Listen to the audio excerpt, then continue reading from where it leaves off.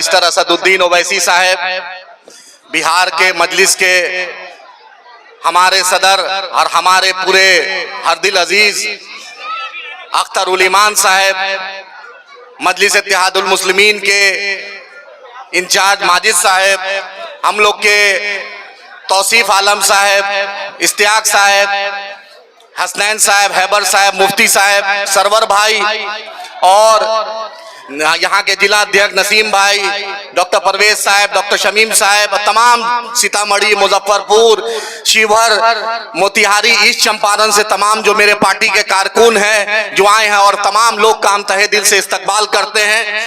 1920 में एक शख्स मोहनदास करमचंद गांधी, यही चंपारण की सरजमी है, इतनी पावन धरती है, इतनी मुकद्दस सरजमी है कि आपने मोहनदास करमचंद गांधी को महात्मा गांधी बनाकर भेजा, उस बैरिस्टर को आपने महात्मा का लक़ब दिया।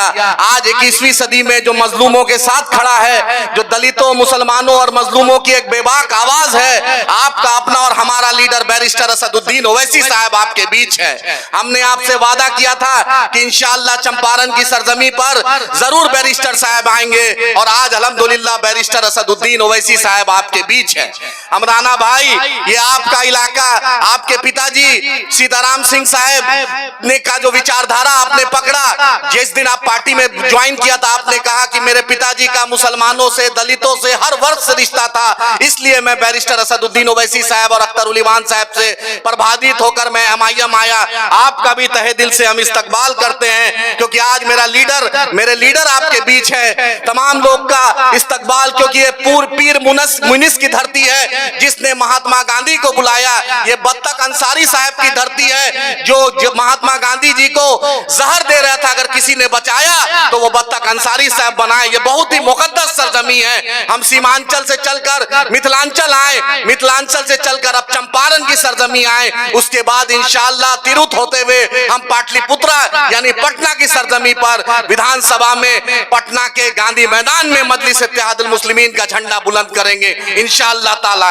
ये आपकी पार्टी है, ये आपका झंडा है, ये आपके लीडर बैरिस्टर असदुद्दीन ओवैसी साहब हैं। आप देखते हैं कि पार्लियामेंट में ऐसा कोई मुद्दा नहीं होता जिसमें बैरिस्टर असदुद्दीन ओवैसी साहब ट्रिपल तलाक का मामला हो, 370 का मामला हो, धारा आपके साथ नाइंसाफी 341 का मुद्दा हो, और आज आपने देखा पहलगाम में अगर पाकिस्तान को सबसे मुंहतोड़ जवाब अगर कोई शख्स दे रहा है तो आपका लीडर बैरिस्टर असदुद्दीन ओवैसी साहब दे रहे हैं। पाकिस्तान जाकर भी दिए थे, और यहां से भी अगर सबसे मुखर आवाज है उस शख्स का नाम बैरिस्टर असदुद्दीन ओवैसी साहब है। इस मंच के माध्यम से हम बोल देना चाहते हैं, अरे पाकिस्तान जब एक सुई की आप फैक्ट्री नहीं खोल रहे हैं और आप हिंदुस्तान की तरफ देख रहे हैं। बिलावल भुट्टो, आप ये सोचिए कि आपकी अम्मा को भी आतंकवादियों ने मारा और आप उर्दू ठीक से नहीं बोल पाते और खून और नदी की बात करते हैं। ये हिंदुस्तान है, सिर्फ चंपारण अगर उधर चले जाए तो पाकिस्तान का नक्शा भारत से,